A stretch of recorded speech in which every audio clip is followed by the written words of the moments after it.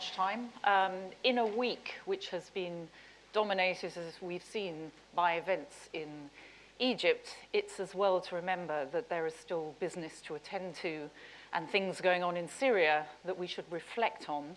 And this session has been specifically designed, as you'll see from the title, The Fate of a Nation, to look obviously at what's happening in Syria at the moment, to examine the dynamics, but also to project ahead a bit.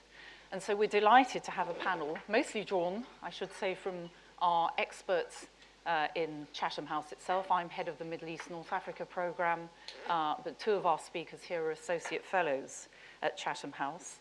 But we're perhaps even more delighted to welcome as our first speaker, Lina Sinjab, who is Syria correspondent for the BBC World Service, BBC News, who has recently returned from the region and will be speaking about developments on the ground. But before we start, I should say this is on the record. It is also being live streamed, which means those with Twitter accounts apparently can send questions in, which we'll pick up on, or comments, if you like, in 140 characters, that can be picked up on when we get to the question and answer session. So all this is on the record. It will be available afterwards on our website.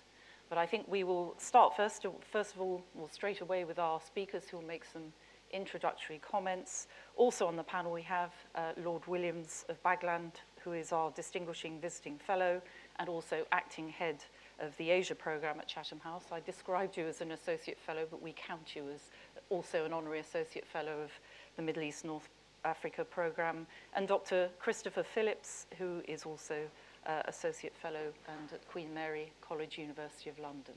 So over to you, Lina, to start with. Thank you very much for having me here. I've been covering the story in Syria throughout the last 2 years since the start of the peaceful uprising in March 2011.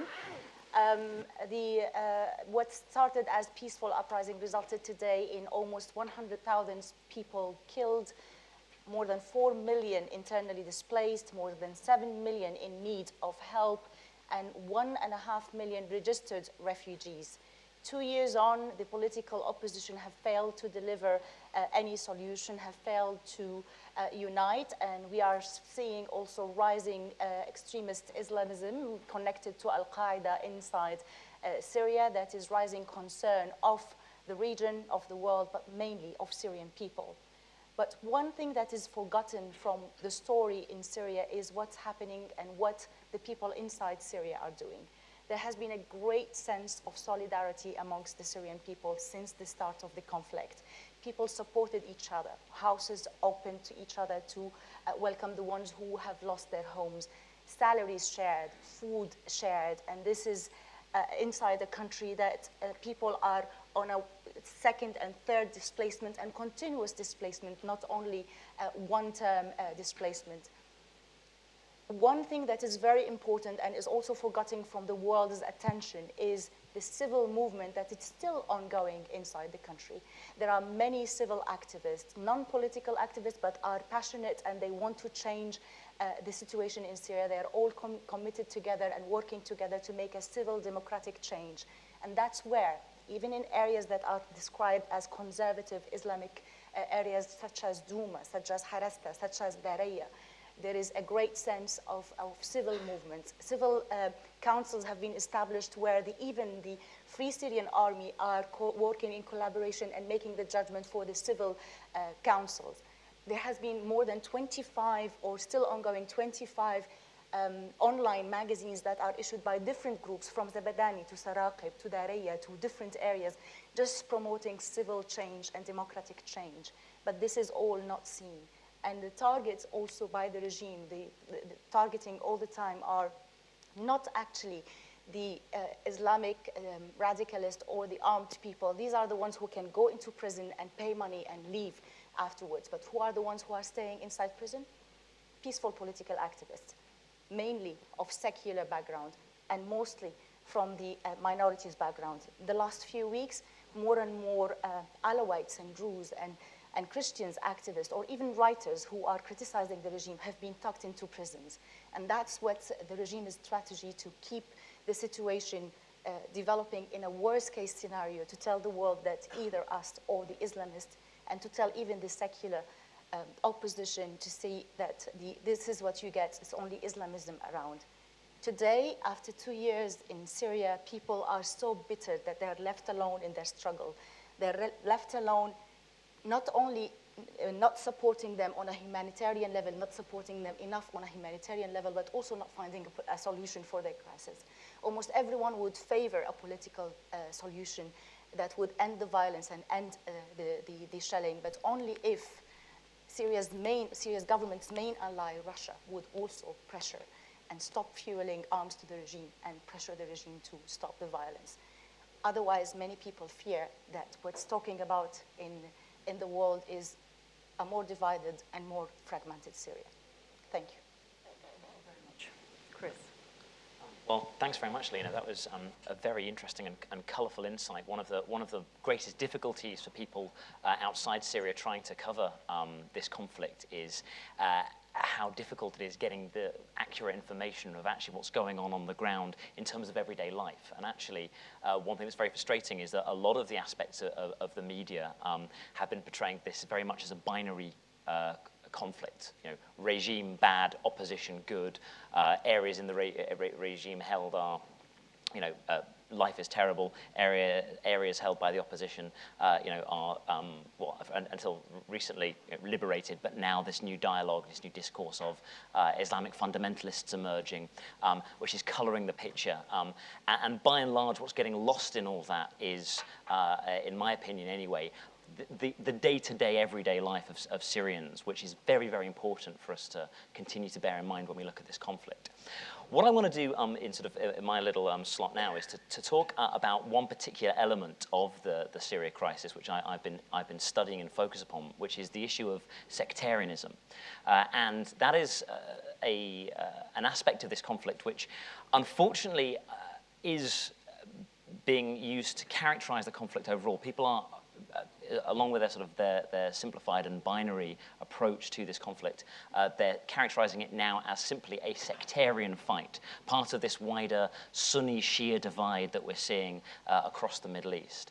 And what I want to talk about today is actually why that isn't really a very accurate reflection of what's going on, and indeed the dangers of policymakers in particular beginning to think through that mindset, because that will have a very negative impact on how this conflict goes forward and if we are to find a solution for it.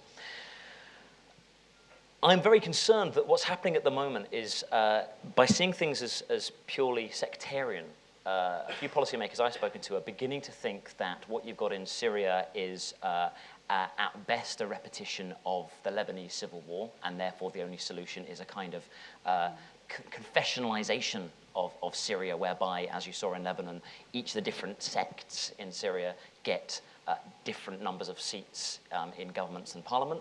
Or, a worst-case scenario, this is a second Balkans conflict, and the only possible solution is to divide Syria up along ethnic and sectarian lines. Now, for various reasons, this is not the best way to see Syria. This conflict did not begin as a sectarian fight.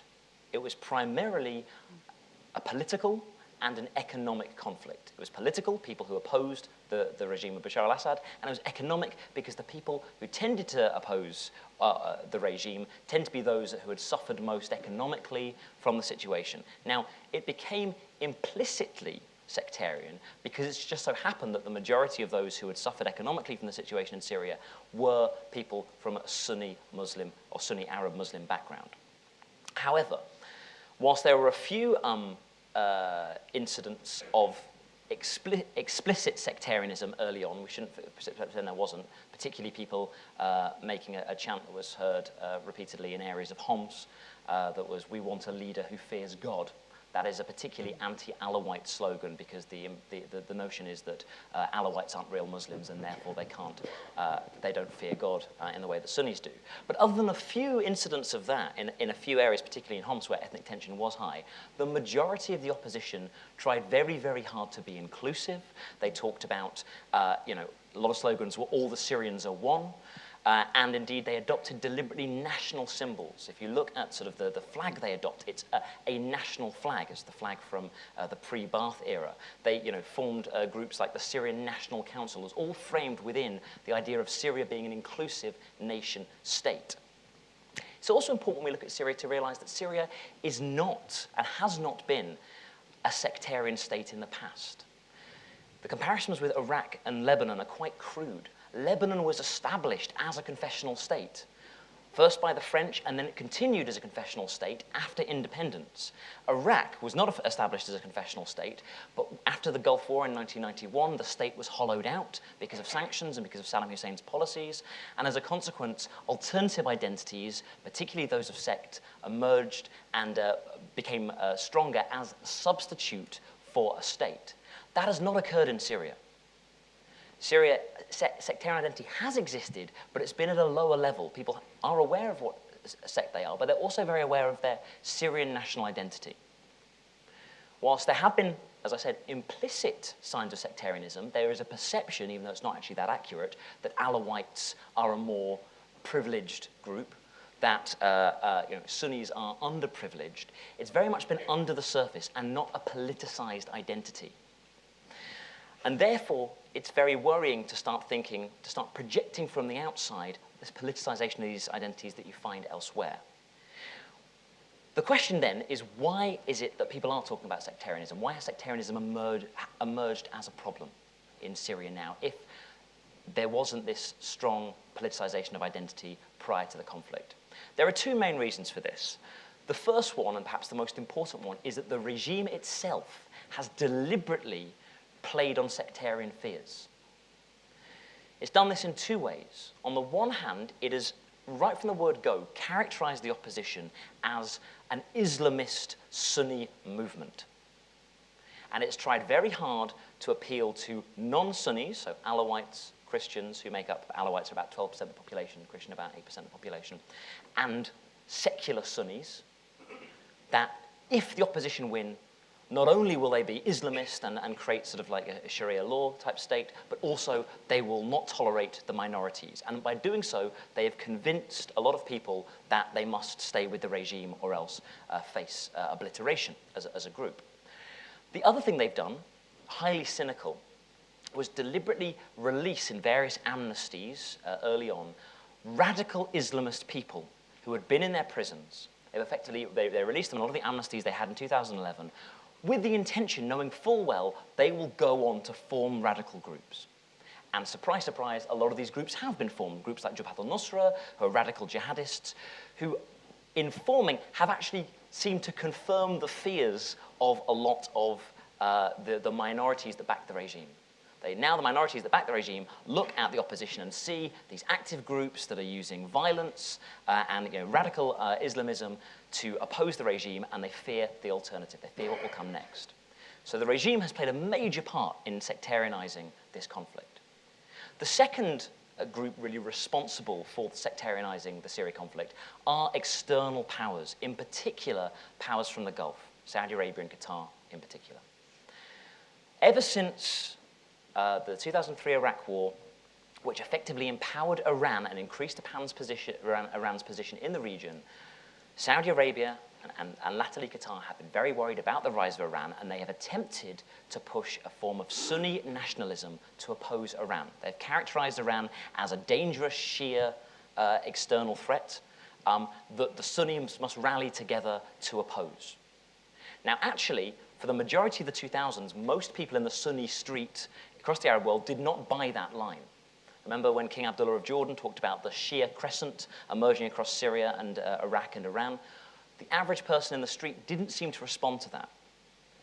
Now, the Syrian civil war has changed that, because it's been much easier for people to recognize, with Iran playing an active role in Syria, this actual Iranian threat to the Sunnis on the ground. And I think that's very important, is that this external factor as well has served to radicalize some elements of the Syrian Sunni population as well. Not all of them, but there are elements that are there. But again, a lot of it's come from the outside, and you've seen that also in terms of the groups that they've been backing. They've actually been backing a lot of them, Qatar and Saudi Arabia had been backing Salafist groups, they've been backing some jihadi groups like Jabhat al-Nusra, albeit through third parties, not directly.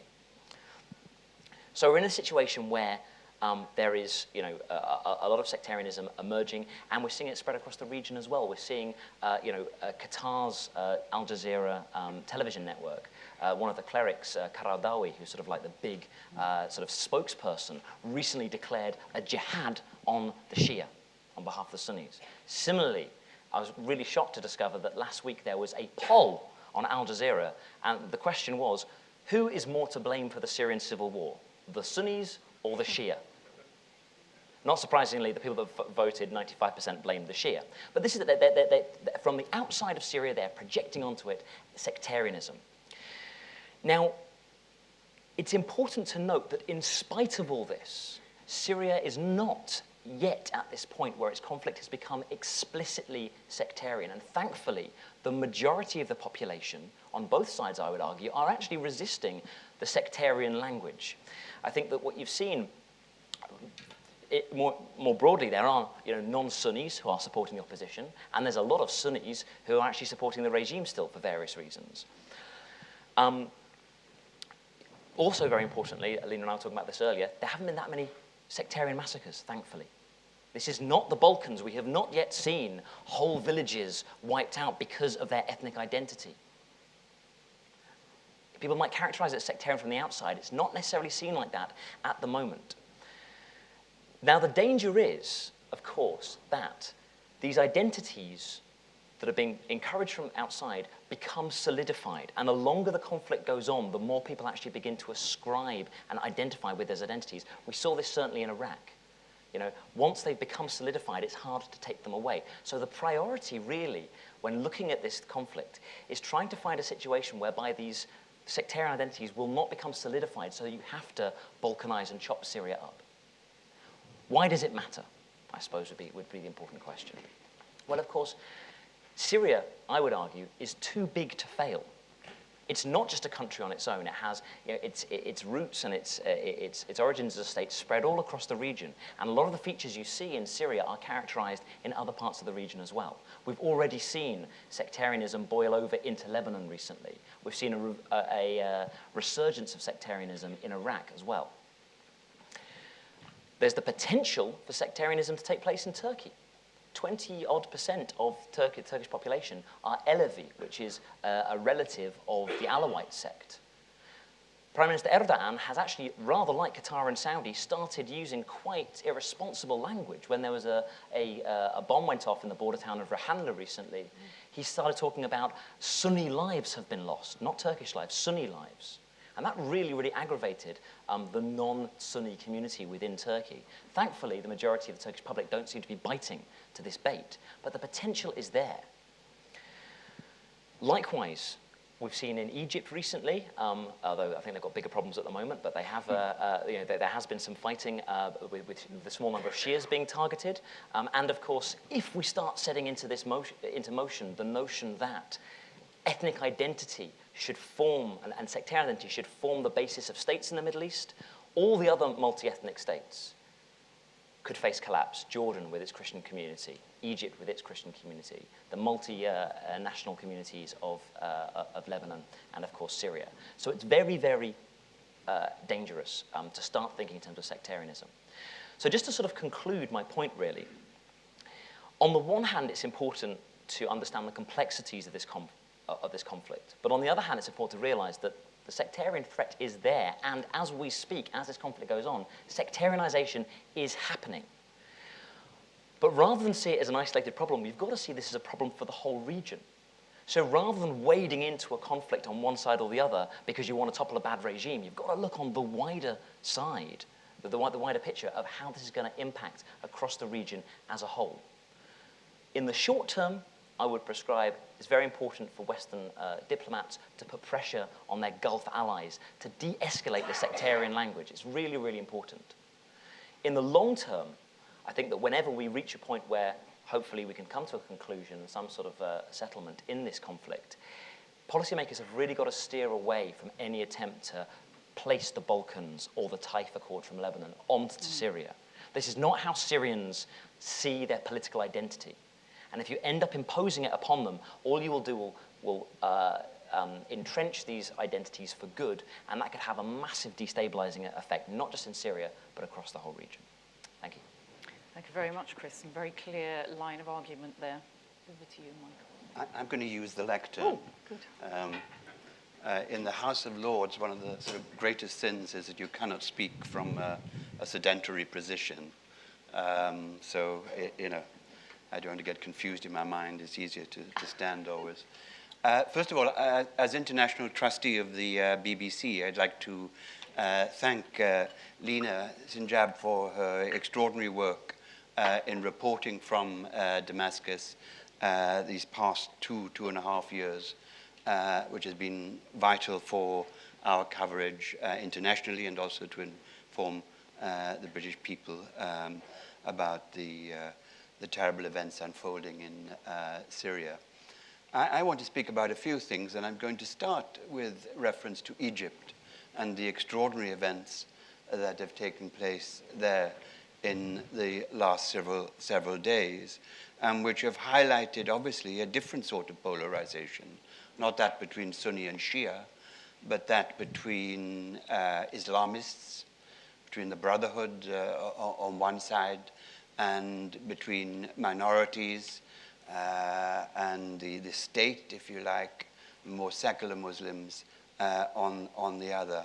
Well, what is the relevance of events in Cairo to Syria? It's actually a very real connection. And it's mentioned in today's Financial Times, and I think also reported elsewhere, that the turning point, apparently, for the army had persuaded them of intervention was Morsi's attendance at a rally in support of the Syrian opposition on June the 15th. Now, at that rally, Morsi himself called for an armed intervention against the Syrian regime, and other clerics present called for a jihad and denounced supporters of Assad, but also opponents of Morsi as infidels.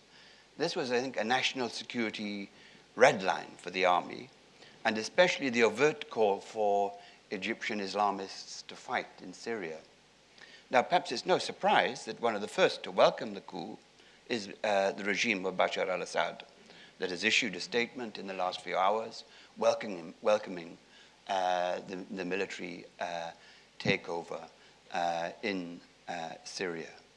I think on another level, President Assad will also welcome the events in Syria because he will welcome it as a distraction from the ongoing civil war in his own country and as another dramatic illustration that the influence of Europe and the United States is declining in the region and is unable to confront the manifold problems that sweep the region from the Maghreb to the Gulf. He will also, I believe, draw the conclusion that any thought, which has been remote for a long time, of a Western intervention in Syria, even under UN auspices and a UN mandate, becomes even more remote as a result of what has happened in Cairo.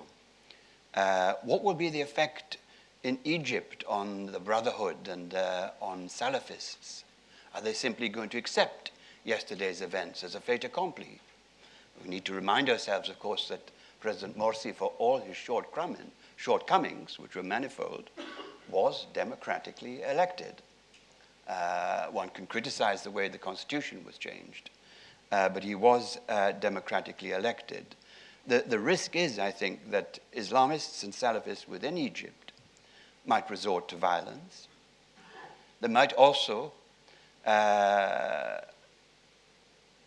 increasingly get drawn to the conflict in Syria itself.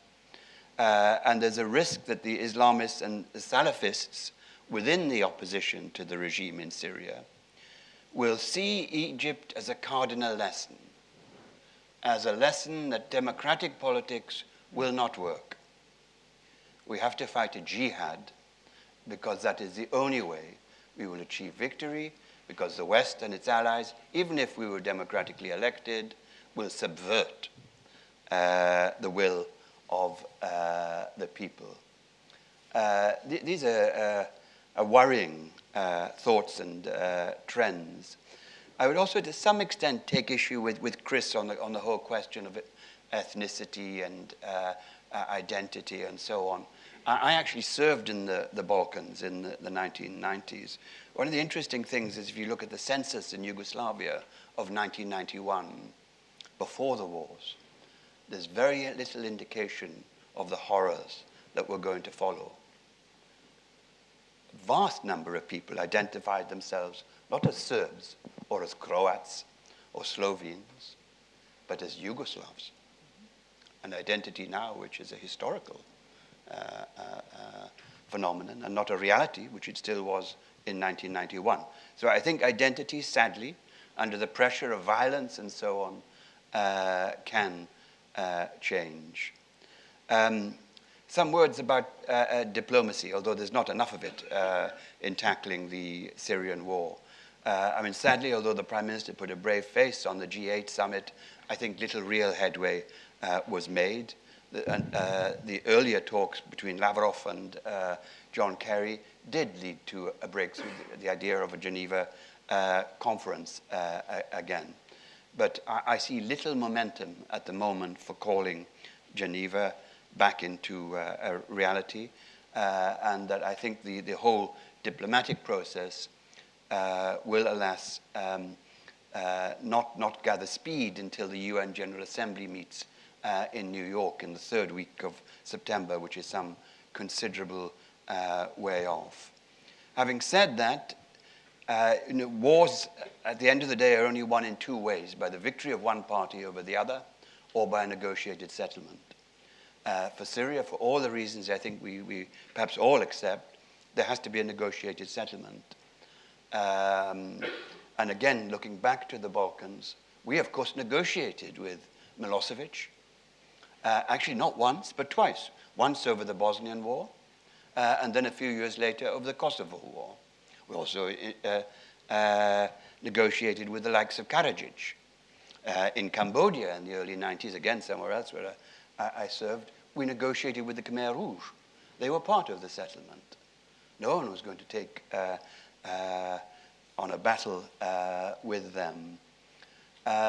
Some words about Lebanon, where I was based for several years until 2011.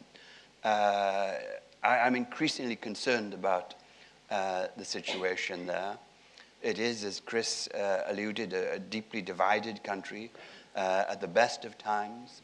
The memories of the appalling civil war of the 1970s and 80s are still very much alive.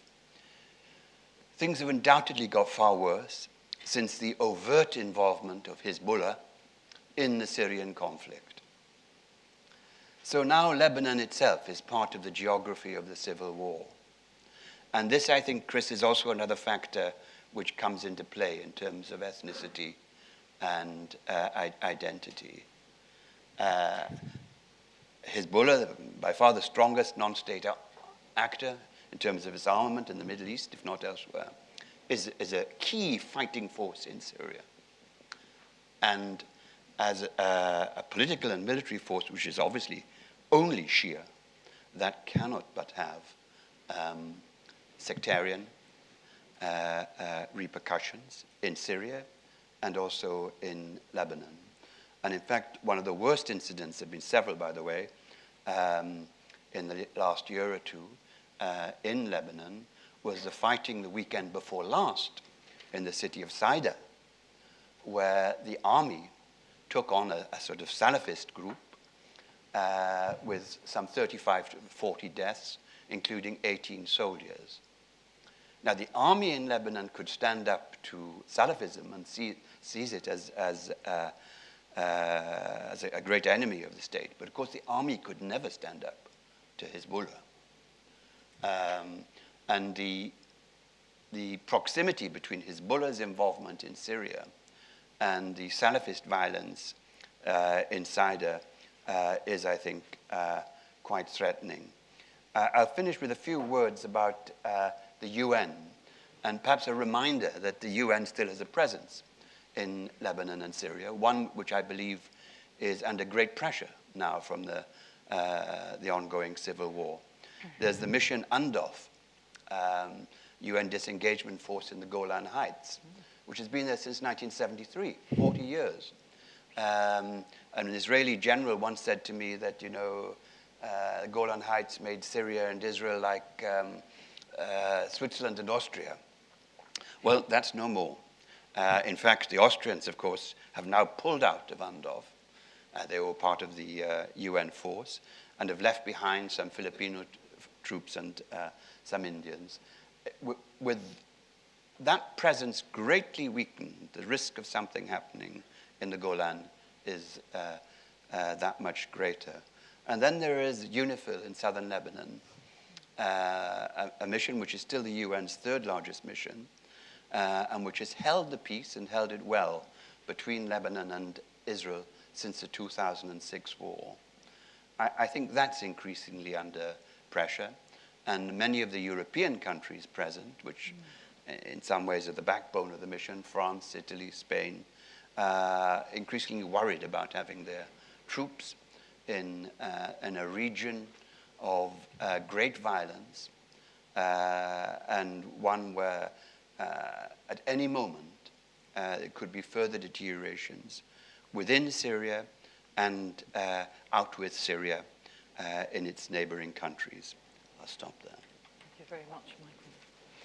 Good. So we have the best part of half an hour for questions and answers. So I would ask anyone who wants to intervene to do so by showing their hand. Obviously, I've already caught one or two at the front. I'm also going to be putting on my glasses so I can see further afield. But if you could identify yourselves with some kind of affiliation or at least a name that we can, that certainly the panel can capture.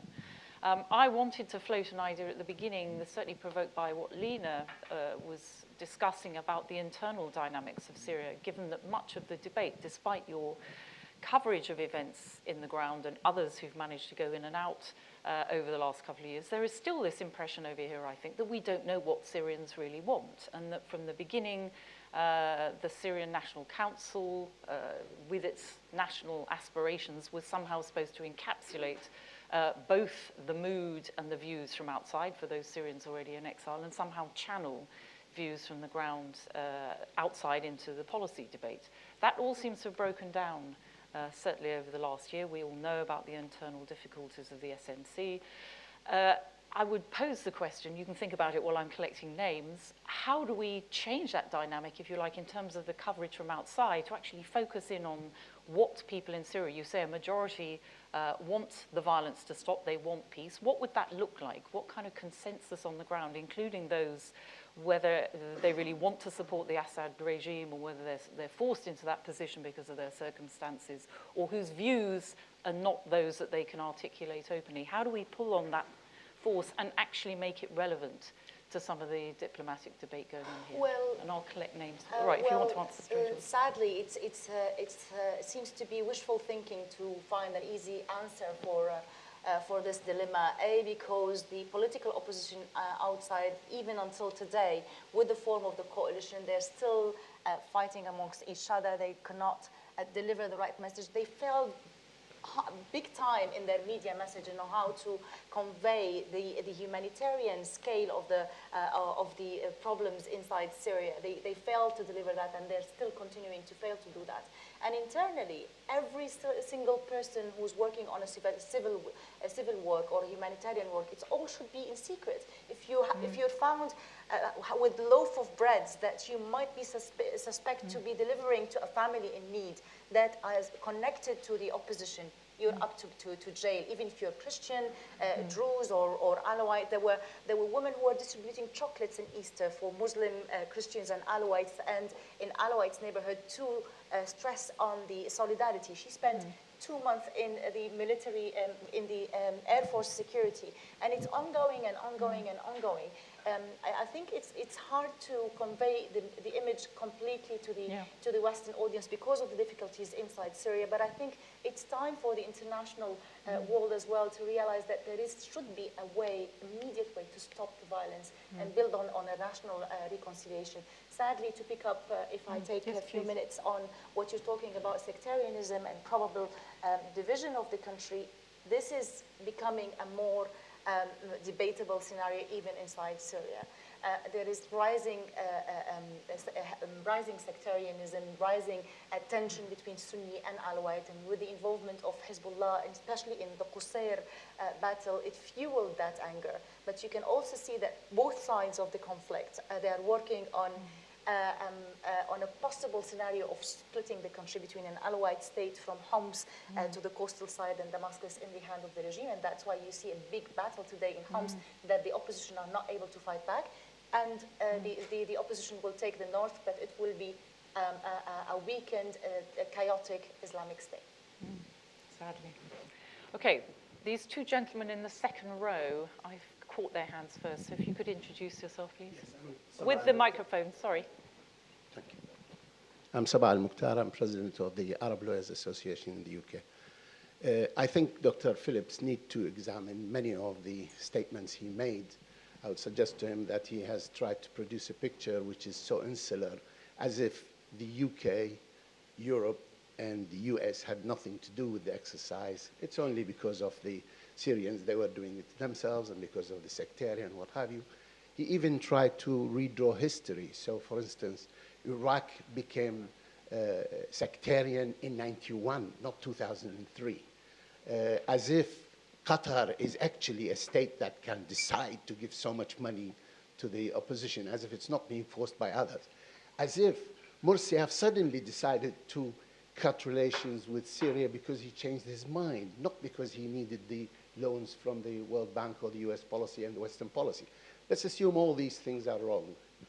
But can I ask you to address the question as to what kind of a designer-made Islam or Islamist or Islamic movements do we want in the West?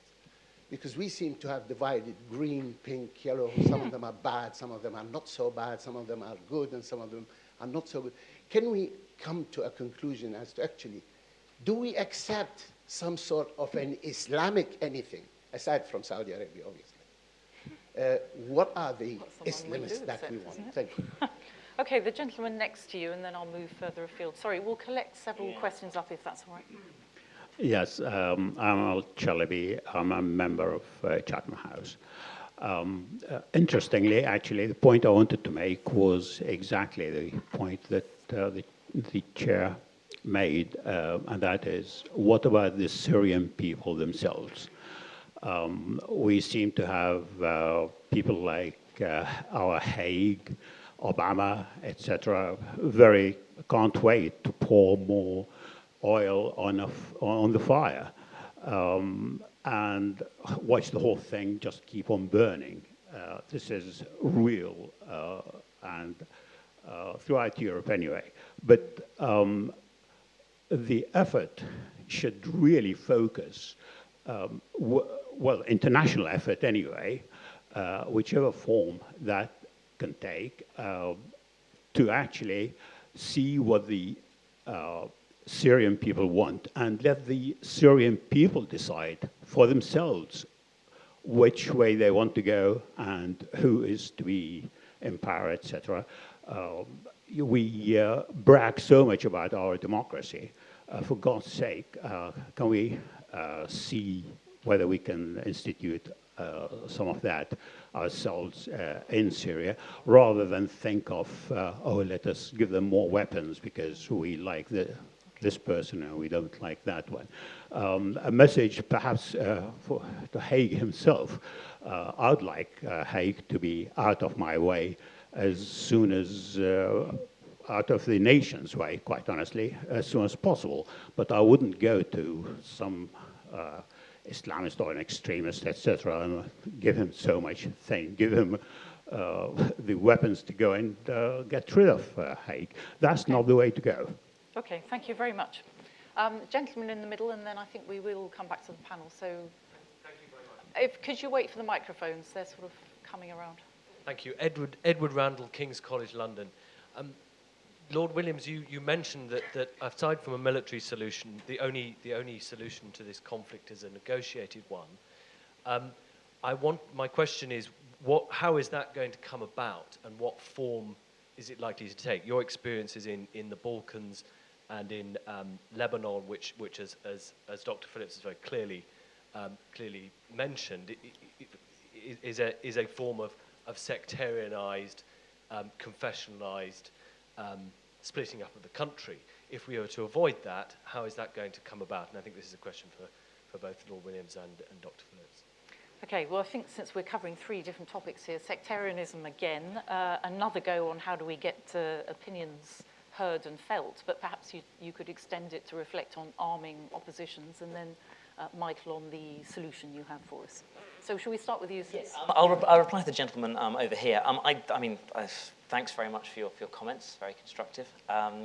I didn't mention President Morsi, that was Lord Williams, so I don't really have a comment on that. With regard to Iraq, I'm not absolving the US or the UK in any way whatsoever. I think that Britain and America are responsible for a huge amount of the instability in the Middle East ever since Sykes-Picot and onwards and so on. However, in this particular incident, in the Syrian civil war, I think actually there has been far more of a hands-off approach than has been normal with regard to Western intervention, and indeed it's something that many people complain about. With regard to sort of the Iraq sectarianism issue, whether it was 91 or 2003 or long before that, people that are far more qualified than myself have written about that issue. There seems to be consensus in the literature, people like Toby Dodge, Fanar Haddad, and others who have written on this matter, that actually it was the question of state collapse prior to Saddam's falling that led to an increase in sectarianization, that when he actually fell, meant that sort of the lid blew off and sectarianism blew out. But that's a matter for academics to debate, and they will continue to debate that. I don't want to come down conclusively one side or the other on that point, but as far as I'm aware in terms of the process of state building, I think it's very important to look at the relationship between the weakness of the state and the emergence of sub-state identities, and that occurred in Iraq in the 1990s, not just the 2000s. As for Qatar's power, I think we shouldn't deny that even though it's very small, Qatar wields a huge amount of regional influence. It is not only in terms of soft power in the forms of Al Jazeera and the kind of mobilization it can put forward, but also in terms of financial support. I mean, it is financially supporting different groups, not just in Syria, but in Libya, in Egypt, Tunisia, and so on. And it'd be naive to deny that. As for Islamists and the best form of Islamist, I'm not in a position to argue that. That is for the Syrian people to decide what form of government, whether it be Islamist or democratic or secularist, to decide. I wasn't making any case whatsoever for good or bad Islamists. I was actually just warning of the dangers of sectarianism, explaining where they come from and why we should try very hard not to pursue a sectarian or confessional solution. And just on that point, in regard to the gentleman from King's, I would argue that if you're trying to, in a fancy world where we can try and help the Syrian people come to some kind of non-sectarian solution, some form of federalized regionalism would probably be the best kind of model, whereby you have local centers of power, whereby certain ethnic groups could perhaps dominate in certain areas, but wouldn't actually be politicizing an ethnic identity. But I'm sure Lord Williams has other thoughts on that. Lina. As for what the Syrian people want, well, the Syrian people have made it clear from the beginning what they want. They took to the street protesting, calling on a change for the government at the beginning, and then calling on the regime to fall, and then calling on Assad to fall because of the violence that they have been seeing. But what did the world do when they listened to what they want? Well, they gave promises, they gave aspirations, but they didn't support them well enough to fight their own cause. Turkey in August 2011 said Hama is a red line. How many cities have been bombarded like Hama? Obama and Haig, everyone was talking about everywhere, every now and then there is a red line, and there is nothing done after the red line. While if you look at the other camp, the government and the loyalists, their allies have been consistently in their support with them. They haven't changed their line. They've been supporting from day one. They had the same message, and they continued with this. That's why the Syrian people, they feel that they have been let down by the world, who promised them they will help them with their call for freedom, and nobody is helping them now, even for their call to live and survive. Michael. The end of the war. I think the end of the war has to come through a negotiated settlement. The other alternative, one side or other winning the battle, is too awful to think about, as well as being highly improbable, it seems to me. Even though the regime is a bit more on the front foot after the fighting in Al-Qusayr, I do not think that it would be able to recover all the political and military ground, let alone its national, regional, and international legitimacy. So there has to be a negotiated settlement, but one that includes the regime or elements of the regime. Over time, that can change into something else. But all the lessons of history are that wars have to be ended by diplomacy. Now, my personal view is that the diplomacy at the moment, frankly, isn't urgent enough. And that questions such as arming the rebels have diverted attention away from the real task at hand. How do we begin to move forward with very active diplomacy towards establishing a ceasefire, to having access to the international humanitarian organizations, and in time a final settlement? We're not taking that task urgently. And by the way, we now have a new president in Iran, of course. Not yet in office, but will be in a few weeks, Mr. Rouhani, who I think is a much more pragmatic leader. Some people wouldn't say that is difficult after Ahmadinejad, but it was through Rouhani that 10 years ago we got the only suspension of uranium enrichment. So Iran must be brought into this. Iran must be a party to the solution to this conflict. But I wish I could see forward movement in terms of an active diplomacy towards the end of bringing this war to a conclusion. But I think sadly that is lacking at the moment. Okay. I'm going to go to the back of the room, so the gentleman over there by the door first, and then range back over the room. Okay, so you next, madam. Yeah, please. Thank you very much. My name is Stephen Andrews. In this context, I speak as having been in Beirut as Defence Attaché from 2006-2009, although I'm now retired. One word that I haven't heard mentioned at the moment is that to do with the Kurds and their influence upon the possible solution that may eventually emerge, and I would agree that it's only going to be a political solution. I mean, I understand that at the beginning of the civil war some time ago, there was discussion about the name of Syria, and the Kurds did not want it to be called the Syrian Arab Republic. Now, all sorts of things like that have been put to one side for the moment, but there is now fighting as well between the Kurds and Sunnis in different parts at different times towards the north. And I just get the impression that we are, even if we're not going down the confessionalist route of Lebanon, that there is still going to be an area of Balkanization, and it may well be that the Kurdish state breaks away from the Syrian state, that whatever form it takes. And the influence that that will have as it plays out in the region, given the support that the Kurds in Syria have had from the Kurds in Iraq. Thank you. In the middle here, sorry, the lady, the blonde lady. Sorry to identify you in that form. Thank you. Jean Curry, Chatham House member. Referring to a negotiated settlement, I'm quite surprised there's been no discussion, well, obviously has to be brought in, of the attitude of Russia. And originally, and also of the provision of very heavy armaments which cannot but be used against civilian populations, and the need, of course, which has not got anywhere. Just a comment, and perhaps we can take it Thank you up. very much. Good reminder. I'll go over to this side of the room. So two gentlemen at the back. I think Nadim, if I can. You first, and then Frank. So Nadim, please. Yeah, thank you. Nadim Shahadi from the Middle East program at Chatham House. I sort of felt I was in 1991, and I should be happy about that because I had more hair then and I was thinner.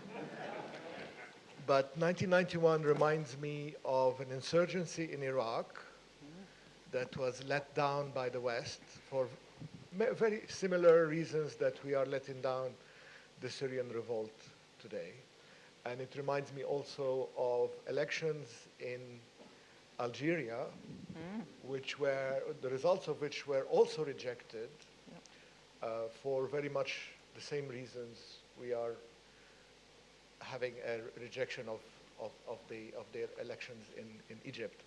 Now, the consequences of 1991 to the next 10 years were very dire, and even though history does not necessarily repeat itself, but the same mentality does repeat the same policies and the same mistakes in a sense. So is there a way we can avoid the aftermath of 1991 in Syria and in Egypt? Thank you very much. Next to you. Can I take one more after this? I'm Frank Domini. I'm a European telecommunications engineer, and I take a great deal of interest in electricity because of the integration of electricity with telecommunications. I agree with Dr. Phillips where he said that the Syrian problem is actually one of a similar number of problems all across the region. From my point of view, I look at Egypt, at Jordan, at Turkey, at Iraq and Syria and see an infrastructure which is unable to support what would be considered to be a modern economy. I think that the Syrian people would very much like to live like we would, with no danger of their children being kidnapped kidnapped or killed or raped. And they would like to have the same educational and job opportunity. How could we provide a reconstruction corps which would provide the skills needed for rollout of a modern set of infrastructure all across the Middle East, but across Syria in particular? Gosh, that's another seminar. Yes, one more. We've got time for one more in this round. So the gentleman standing up, if someone can get it. Thank you. No. Mohammed Hashim, BBC. I have two questions. First question, what's going on in Syria? Let's bring in the geopolitics and the international politics of things. Is it a simple case where Russia, the United States, the West, and Iran, and the secular Arab regimes and rulers have decided that this is the place where we can face down jihadis and finish them off because the Syrian regime has the stomach to tackle that problem in the most brutal of ways? And my second question is, 10 years down the line, where is the region? It's not an Arab Spring, it was never an Arab Spring. It was always the Arab upheaval of the 21st century, and the region is being, as we speak, redrawn. 10 years down the line, how many states do we have in Syria? How many states do we have in Egypt, Libya, X? Thank you. I think we can relate that one to the 1991 question for those who are alive to remember. Well, I'm going to pass it back to the panel. I'll also alert my colleagues if there's any Twitter feed questions to let me know, because we'll have to draw this to a close quite soon. Right, who wants to go first? Let's do it reverse order. Stephen Andrews is an old friend and colleague from Beirut. But I think Stephen raises a very valid issue, which none of us, I'm afraid, touched on, Stephen, the Kurdish question. In essence, the borders are being withdrawn of the Middle East. I mean, the KRG, it doesn't have UN membership, but it has virtually all of the other assets of a state. And indeed, given the rapprochement now between the KRG and the Turkish government, it's even more empowered. Chris will know more, but it seems to me that the PYD, the Syrian Kurds, are likely over time to move that way. So I suspect one of the outcomes is that one day we will see a Kurdish flag at the United Nations. I mean, none of us in this room 25 years ago would have predicted an independent Bosnia, or for that matter, an independent East Timor, or an independent South Sudan. So states can be formed, and they can break previous borders and all the rest of it. The lady asked a question about Russia. Of course, Russia is, after Iran, the strongest supporter of Syria. There are long-standing historic connections between Russia and Syria, which count for something. And in fact, some thousands of Russians living in Syria. You know, there was sometimes diplomacy works against diplomacy. And what I mean in this sense, we had the Lavrov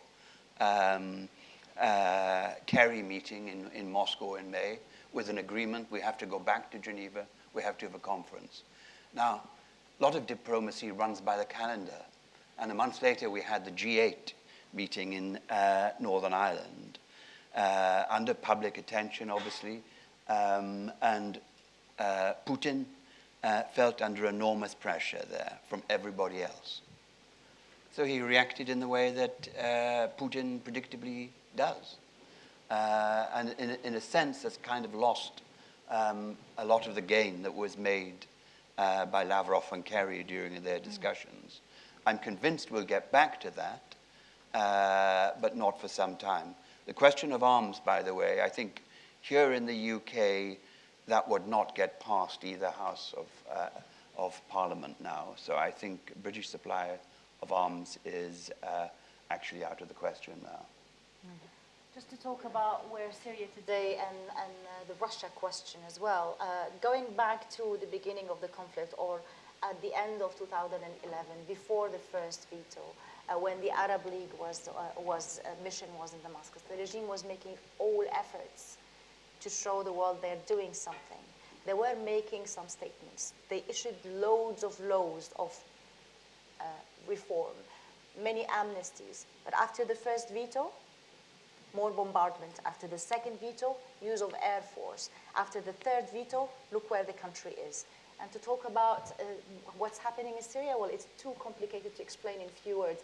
And sadly, I can't see any bright future for the country. I only see that it will be, as I said in the beginning, more fragmented and more divided Syria.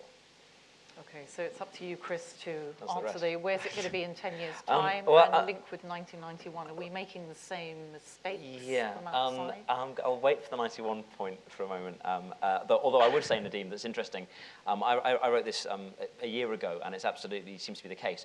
Bashar's playbook is what Saddam did in 91 and what the Algerian government did in the 1990s. Absolutely, that is how he perceives this, this playing out. Which is, yeah, you get, in certainly as Saddam's case, you might get shunned by the outside world, but in the end, as long as they don't intervene, you can keep a core regime in place through terror. That absolutely is how he sees things going. As for the wider sort of geopolitical implications and so on, what's going on? The gentleman's question about. Is this an outside war being projected onto Syria? It obviously started as a local conflict, and I think the conspiracy theories that some people put forward that this is just different external actors using Syria and starting the whole thing is really unfair to the sort of the really brave people that have lost their lives, doing peaceful demonstration against what is basically a brutal dictatorial regime. So I think it's really unfair when people do that. But that said, has it now been so internationalized that it can't stop without the international players coming to an agreement? I think that's become the case. I think actually now it's very important for the international players to come to some kind of agreement. Actually, that is the external situation. I would compare what's happening is two things at the same time in terms of geopolitics, which is what's often confusing, both at a global and a regional level. At the global level, what you're seeing is what I'd call the end of US unipolarity in the Middle East. They had imperial overstretch. The Iraq War basically broke and the economic crisis has basically broken the US's ability to project itself however it wants within the US, within the Middle East. And what you've seen, I think, is a strategic withdrawal from the Levant region. They're still in the Gulf. They've still got their base and so on. They're not going to change that. But in terms of the Levant as a whole, the US is now only one player of several rather than the only player. And you're seeing an era of multipolarity where different actors are trying to get a piece of the cake as such. And what you're seeing in Syria is the fight over that. At the same time, another important regional trend is this Cold War between Iran and Saudi Arabia. This battle to both powers believe they should be leading the region.